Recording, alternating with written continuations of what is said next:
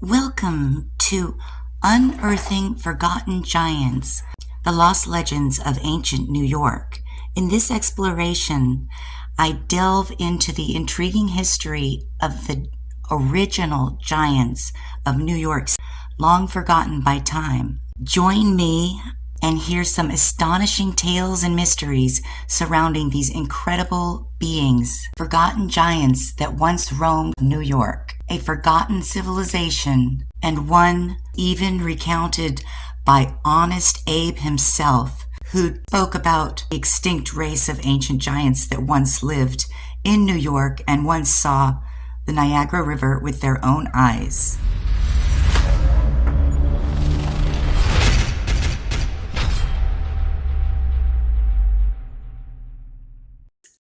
Giant Indian bones. Workmen on Harlem Road unearth relics of Tekis tribe.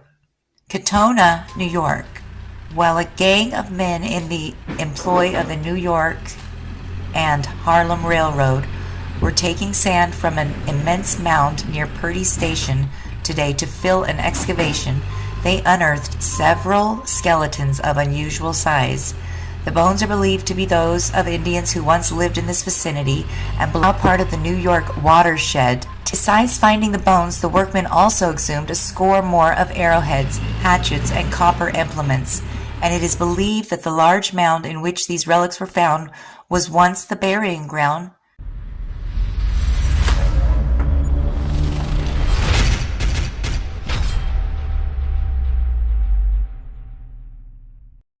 at the confluence of rivers. If they meet with another river, that is a very special place. And we have that going on with two very special rivers, the Susquehannock and Chemung.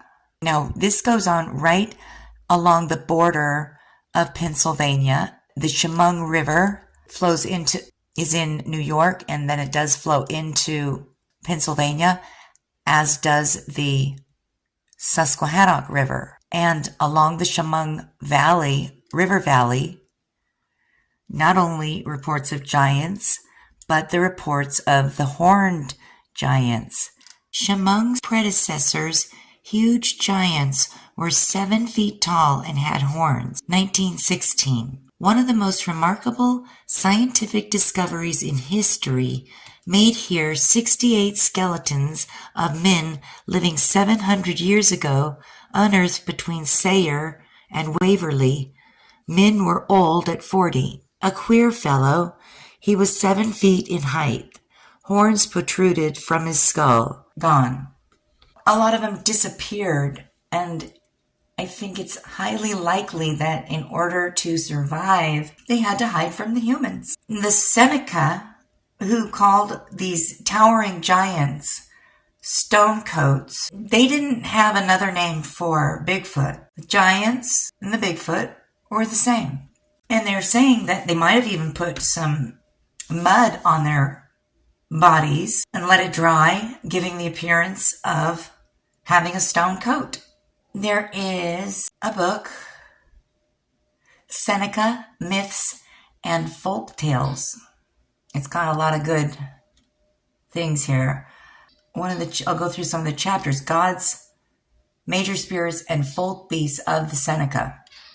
There are monsters that men seldom see, and they are generally thought of as evil and seeking to destroy. They believe in a blue lizard beast looking something like an alligator. Okay, stone giants or stone coats, Genosqua, are commonly described in Seneca folktales. They are beings like unto men, but of gigantic size and covered with coats of flint. They are not gods and are vulnerable to the assaults of celestial powers through the arrows of men. Harm them not at all. The early Iroquois are reputed to have had many wars with them, and the last one is said to have been killed in a cave. Sounds very familiar, Lovelock Caves. The way that the Iroquois dealt with contact with the giants was to have wars with them, and one of the most common themes in their belief system was overcoming monsters. The journey of the hero is beset with magical monsters that seek to destroy him, and the hero uses his wits and subdues them. These stories were passed down from the time that their ancestors first arrived to the United States. That's how old these stories are. That was stories that were taught to help them in life, not to fill them full of make-believe lies that serve no purpose. Were real things that were going on back in the day.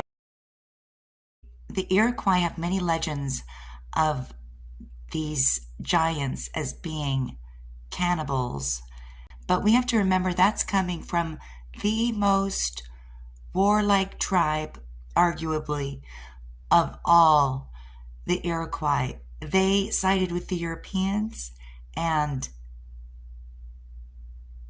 conquered multiple Native American tribes, and that's what they did. So the fact that they didn't have friendly relationships with the giants or the Bigfoot, I mean, whose fault really is that?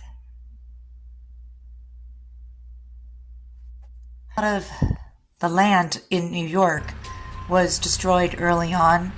Shokin first destroyed a lot when they built these. This is a burial mound in Central Park. Don't know if it's still there today, but this burial mound was documented with this drawing, and it's a depiction of a burial mound from New York State, from Hemlock Lake burial mound. Perch Lake in Jefferson County, New York, currently has 70 mounds and is the largest mound group in the state. They are very unusual, annular mounds, and were first identified in 1850. The purpose of them remains unexplained to this day. There were mounds that formerly existed in the counties of Erie, Genesee, Monroe, Livingston, St. Lawrence, Oswego, Chenango, and Delaware, and all appear to have contained human bones in greater or lesser quantities. Most of them have been excavated under the impulse of curious landowners and their contents scattered, but in almost every village there were found skeletons of a ghostly race with a height of about 15 feet. Once discovered on the Tonawanda Island in the Niagara River was a stone circle before these things get completely buried and forgotten.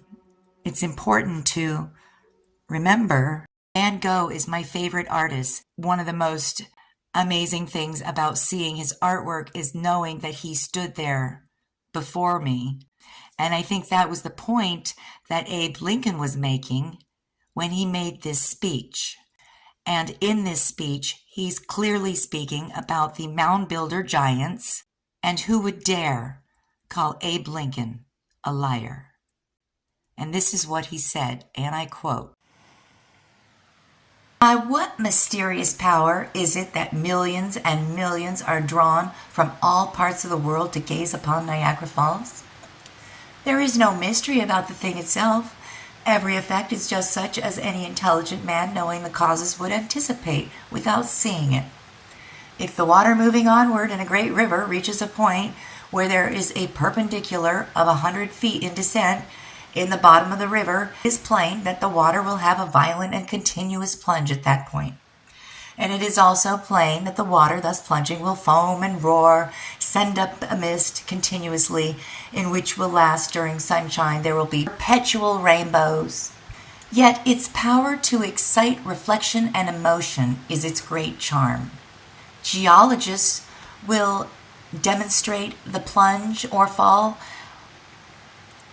So he's going to go on and say, this is how a geologist will look at it. And then this other scientist will analyze the water falling down this way. But here we go. But there is still more. It calls upon the infinite past. When Columbus first sought this continent, when Christ suffered on the cross, when Moses led Israel through the Red Sea, nay, even when Adam first came to the land of his Maker. Then, as in now, Niagara was here roaring. The eyes of that species of extinct giants, whose bones fill the mounds of America, have gazed on Niagara as ours do now. Contemporary with the whole race of men and older than the first man, Niagara is strong and fresh today as 10,000 years ago.